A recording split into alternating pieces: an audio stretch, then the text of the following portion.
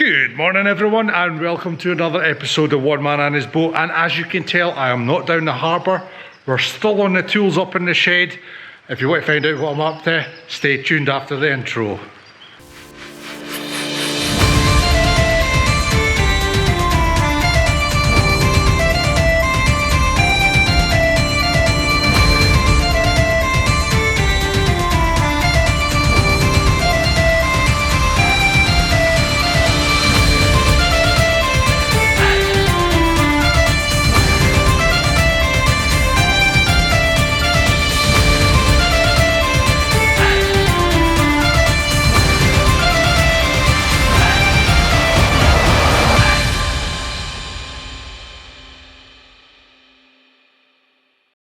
So hello everyone and a very warm welcome indeed, and thank you all very much indeed for joining us here on another episode of One Man and His Boats.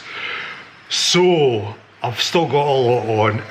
The tools is just coming out left, right and centre for the jobs I've just been mounting, and it's all for the benefit of the Lynsey B before the start of the season.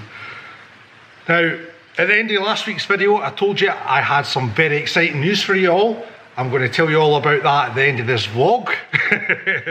And hopefully you're just as happy as what Jeff and I are, because we've put in a lot of work to bring you what we're actually going to be bringing you. Oh, wee teaser. So there we go. Right, what have I been up to? Well, the list has been endless. At the minute I'm going to finish off my potting block. Well, for everybody that doesn't know what a potting block is. I'll be sorting out the scupper covers and we'll talk about that in more detail in a minute. I'm going to take you a quick run through our EPIRB as well. And yes, the hatch for the steering console itself is actually going to need replaced. So I'll be on the tools on that as well. So yes, plenty to be done in this vlog, and I'm going to be a very busy man. But I'm going to turn you around. The weather has not improved whatsoever. Oh my god. Will spring just happen, please? I had a feeling in my bones. I thought it was going to be a long winter and a late start to the spring, and here we are. It has warmed up just a touch, but it's only because the weather's now coming from the westerly, so thank goodness for that busy farm this morning, eh? Right guys, I want to quickly talk to you about scuppers and scupper covers. Now, for a small vessel that is decked just like ours, it is very important indeed to keep your covers in tip-top condition. Now, as you can see from our old stuff, it's very, it's went solid, there's no see-through anymore, blah blah blah. Whereas this looks absolutely gorgeous. And it does work, look, that'll let the water out, no problem. Now, there is a big thing about scuppers and MCAs, especially at the present, and finally the MCA are taking a little bit, well, maybe we have been a little bit ignorant and a little bit arrogant about how we go about enforcing what scupper covers should be for certain size vessels. Now I'll give you a good example. There's a beautiful 24-foot prawn trawler at Port Seton, a few harbours up from Dunbar, and the MCA made them fill in his scuppers and put a well in with a pump. He's a prawn trawler, guys. To wash the prawns and that, you've got to use a deck hose. How many litres per second does a deck hose has? How much can that void take? How much can that pump take? Then you're not talking about all the crap that goes into this well that chokes the pump to pump the water out. So you, the MCA, I'm sorry, you've basically made that boat a death trap. Now that's only one example. There is examples up and down the country, and I'm afraid the fishermen are absolutely sick of it, because they don't know what they're doing. It's plain and simple. They've even admitted it themselves, they don't know what they're doing, but they'll not listen to the industry. So I'm here to tell them, wake up guys, speak to the fishermen, they know their vessels best.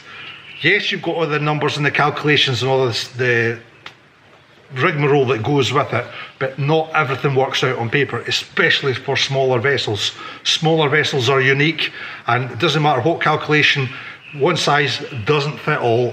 And I've said this many a time before. Right, I'm going to stop ranting now because that's all I'm starting to do.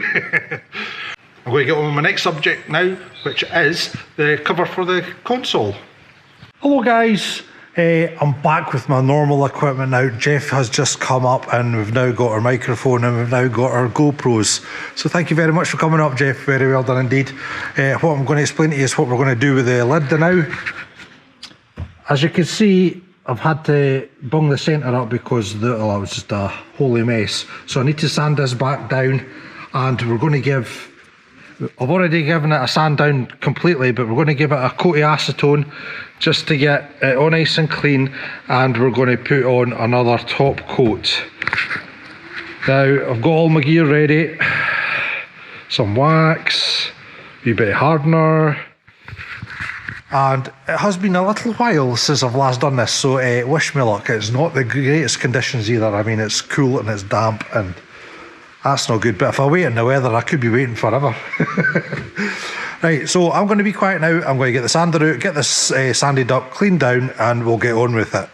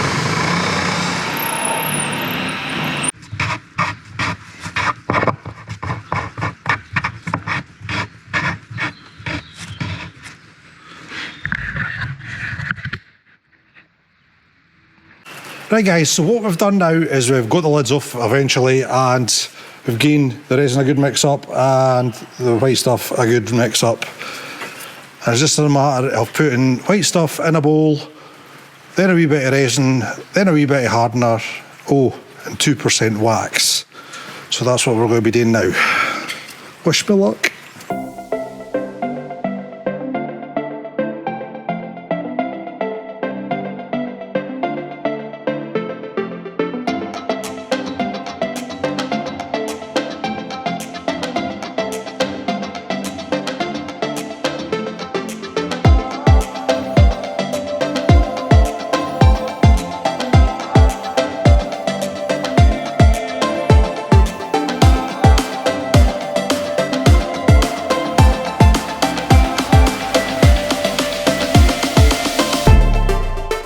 I've always found that you get a better result with a roller.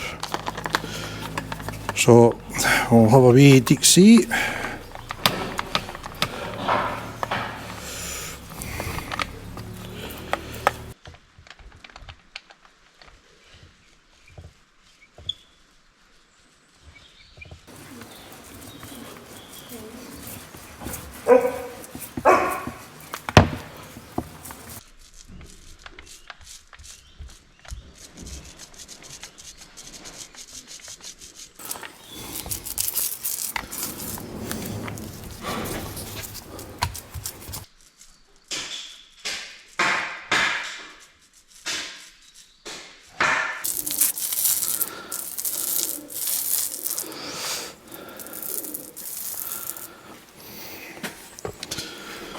So another thing about that, if you play with it too much, you actually make more of a mess than anything. So we're just going to leave it at that for now.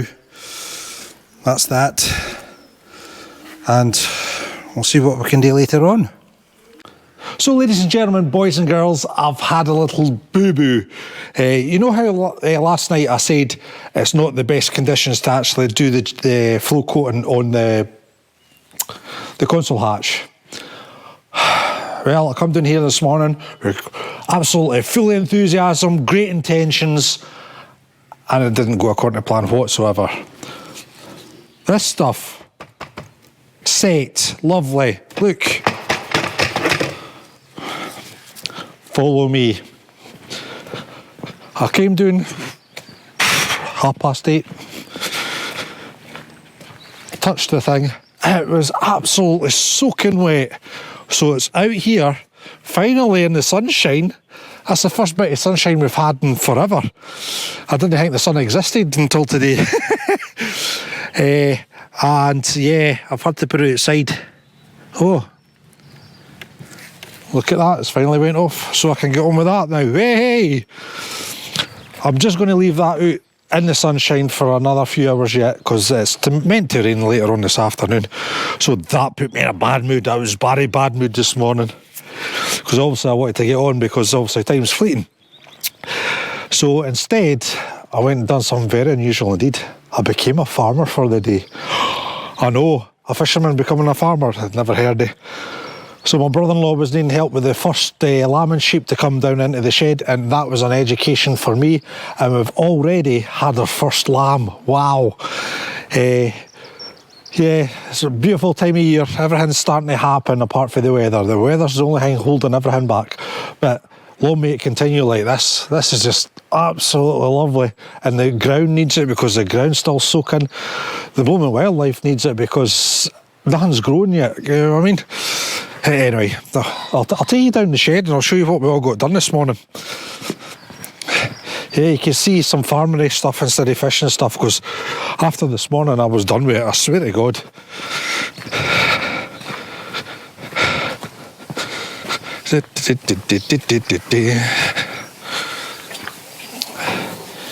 You see all the beautiful, lovely ladies in there, all ready to have their babies. We'll gently go in and say hello. Oh, it's mucky.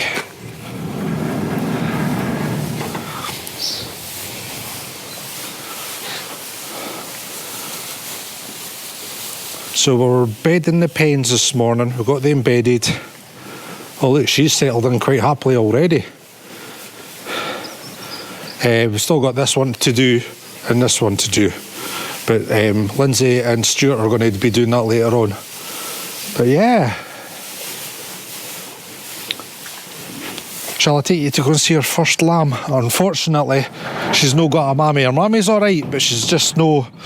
She had it out last night and all that poor weather and all the rest of it. So unfortunately, it's got to be under the heat lamp. Now the heat lamp helps them gain their heat, because obviously they've lost a lot during the night and that.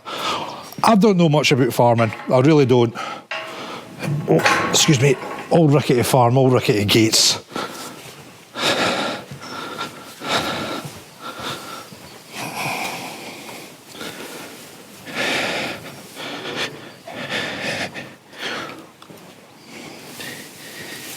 Here we go, little one.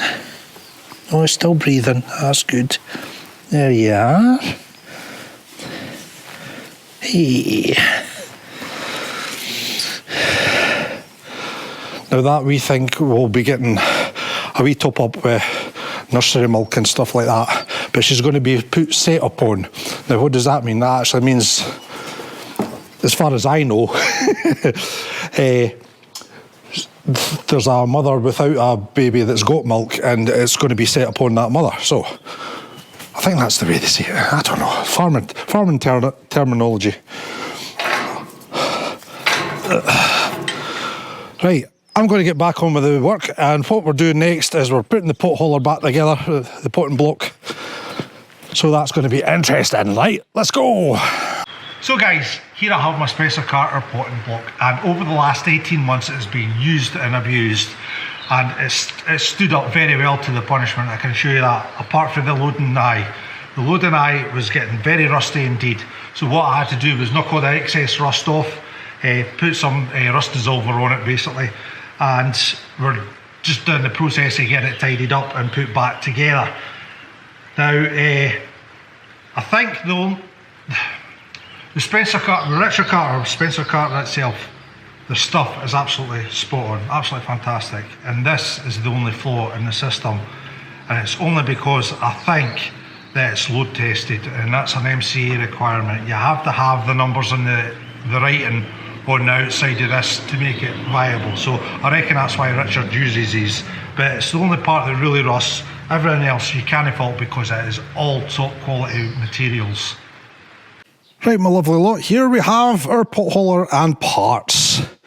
Now, one thing I'm going to advise you on is you always check the wear and tear the inside of your shackles, because that's where it's all going to come loose, because that's where all the friction is. When the links are like that, you can see exactly where it's going to be, and it's the same with the inside here. Always double check that for wear. As you can see, it's actually out of shape already, because that should be a circle and it's more oval. That's something always to keep an eye on. But that is why we have a safety chain, just in case any of these go. But with anybody with good maintenance will keep an eye on this, especially when they've got it. They'll write it in their wee books, they'll check their books every so often. You'll put it in your safety folder as well, which is always very important indeed. And then, Bob's your uncle, you'll change everything when it needs changed. And how do you know when it needs changed? Because it'll probably break. No, you do it before it breaks. That's the better idea. Right, so what do we have to do now? We have to grease this up, get it slipped in, get the pin in and through. Then we're going to look it up, put the chain back on, put the links back on, and we're good to go. Sounds easy when you talk fast, eh? Right, I'm going to get on with this, guys. Shut up, Barry. Let's get on.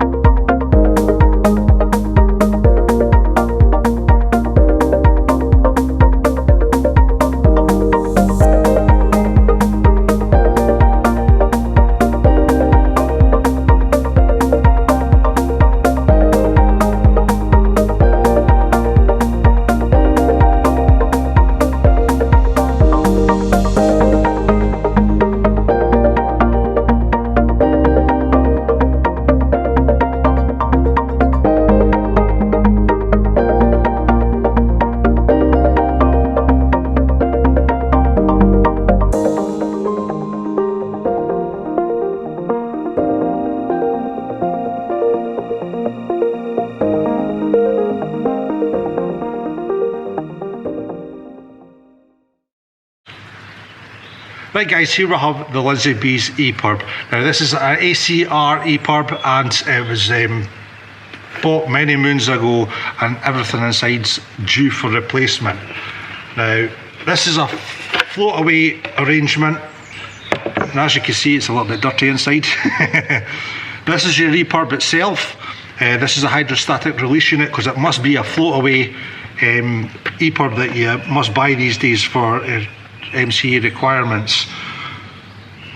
Now the battery is due to be finished at the end of this year, and the EPIRB ran out in December. Because the boat isn't actually at the sea at the minute, I thought I'd just leave it until I was going back in the water, which is very soon indeed. So I best get this serviced. Now the batteries, just to replace this, is £250. This is about £80, and then you've got obviously paying for the service itself, and then you've got carriage as well. So you do the numbers, guys. One of these is very expensive indeed. And yes, you can't put a price on safety, and you're absolutely correct. However, when it's one thing after another, and that's what here we go, we're going on another wee rant. That's what the Scottish Government and all the rule makers don't understand. Now, a small vessel like me, this season, I've just worked the actual season, I've not worked through the winter. Now, what I have to do is save up all my money during the summer so I can last the winter, because the bills still need to be paid. So the bills still have to be paid, and what we do is we actually, through the winter, we eat into the money that we made in the summer. Now obviously when it gets to the other side of the year, money is thin. I mean, we're about broke, we really are, and it really is hard going. It really is. You've got to manage your money very well indeed, and when expense like this comes up, yes, I know you should look forward and save some money and all the rest of it, but it's fishing, guys. Fishing is very expensive. It's marine. Anything with marine on it is 3 times as expensive as your car. I swear to God. So yes, basically a little understanding from the rule makers, from the government, a little bit of help wouldn't go amiss. But you're all too busy sitting on your laurels in your wee happy place. You're no worried about the small guy, the local community, everything else that ties in with a fishing business. Because remember, it's not just the boat, it's not just the skipper and the owner. There's another 15 jobs ashore per boat. So that says it all, and that's minimum. Right. Oh, I'm such a ranty man today, you know. Jeez, oh. It must be because of the weather. The weather's dull. It's terrible. Look at it. Just yeesh. Right, ladies and gentlemen, it is the next day from my last piece to camera, and we're still a wee bit tacky. I've had it in the house. I've stank the house out. And it's still not quite there. And you want to know the reason why? Because it is crap weather, honestly. Wet, just wet and mere wet, and it's no healthy for doing fiberglass work. And that's what we've got in next week's vlog. And we can't do that. Well, we can't do it, but it's not going to be the same. Oh, it's just going to be a nightmare if this weather doesn't start doing what it should be doing at this time of year. Anyway, enough moaning. Here's my plastic. Got a nice couple of lengths to it. And the screen will be going on top of that. There'll be a couple of bits either side, and then a frame running to the top, just to make it look pretty, as well as functional, of course. So yes, that's what we're going to get on with right now.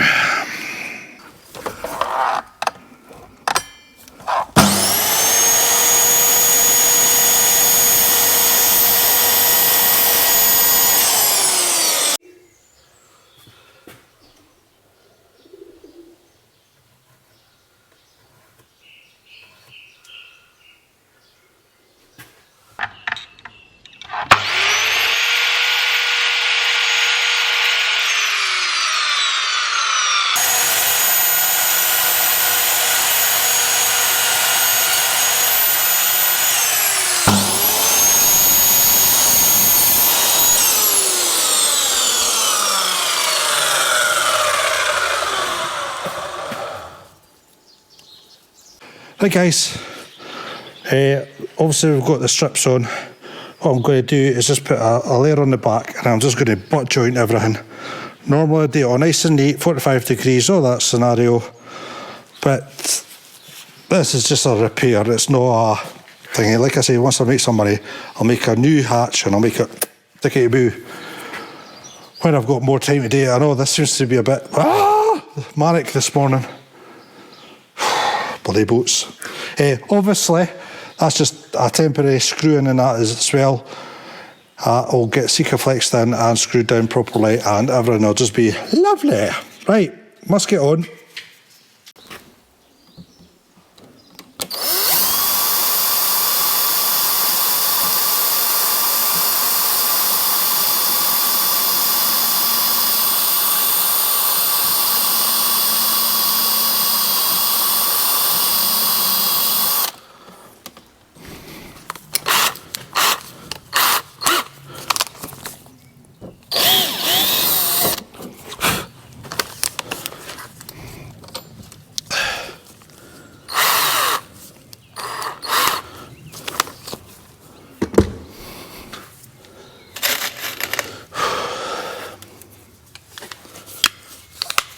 Right guys, a wee top tip. If you're drilling out perspex, drill the hole bigger than what the actual screw head is. Because if you try and do it the same side, what you'll do is you'll just crack the perspex across. So always make just the perspex, not the hole obviously, because you'll get grip, nothing. Just the perspex itself. Make sure that hole is bigger. And I found that out the hard way.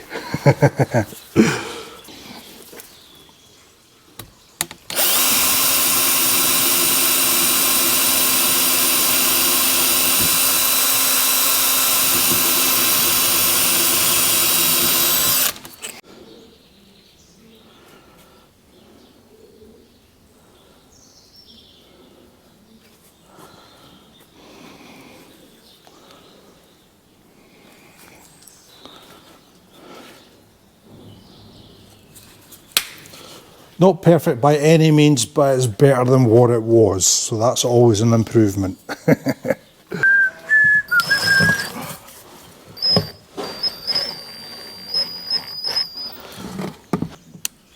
Is that right?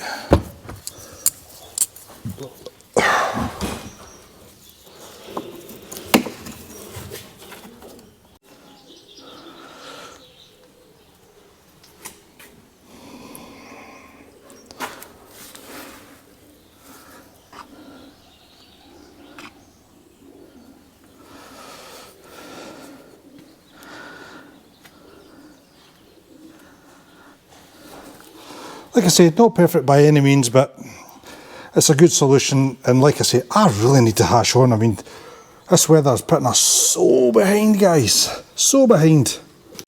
So ladies and gentlemen, there you have it. That's all we've got time for on this vlog.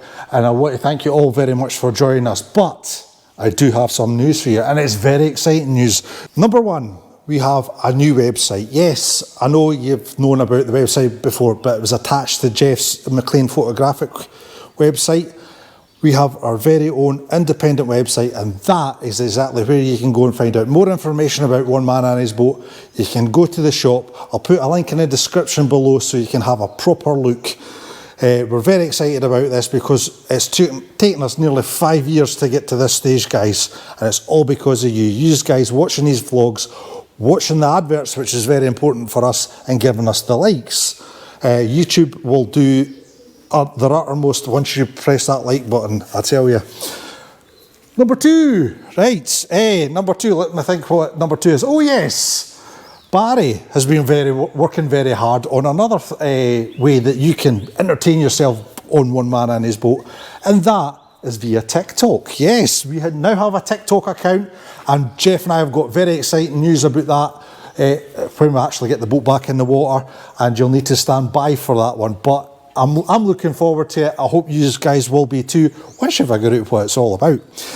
And the third and last, and it's quite important for us, is we're now part of the coffee agreement. What's the coffee agreement? Well, you sitting at home can help our business, our channel, by buying Jeff, I, or Lynsey a coffee. Yes. Once again, I'll get Jeff to put a link in the description below, and you can go on to the website and you can buy Jeff and I a coffee. And 95% comes to us, 5% goes to coffee, and everything that you send us, we will spend back on One Man and His Boat. I tell you, everything goes to us. So that's it, guys, for this week. What a week it's been. Oh my God, I'm glad to get rid of this one. Stand by for next week. Oh, wait till I show you. Let's see if you can have a little guess. Where did I put it now?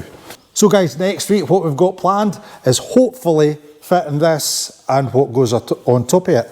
Now, a lot of you will know exactly what it is, and a few of you won't. So write a comment below what you think it is, and you'll be all informed for next week. Right, guys. I think I've had enough about this week and this week's vlogging.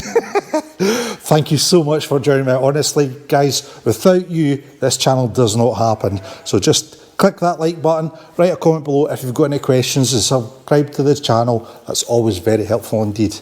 Until your next vlog, my friends, I'll see you then. Take care of yourselves. All the very best.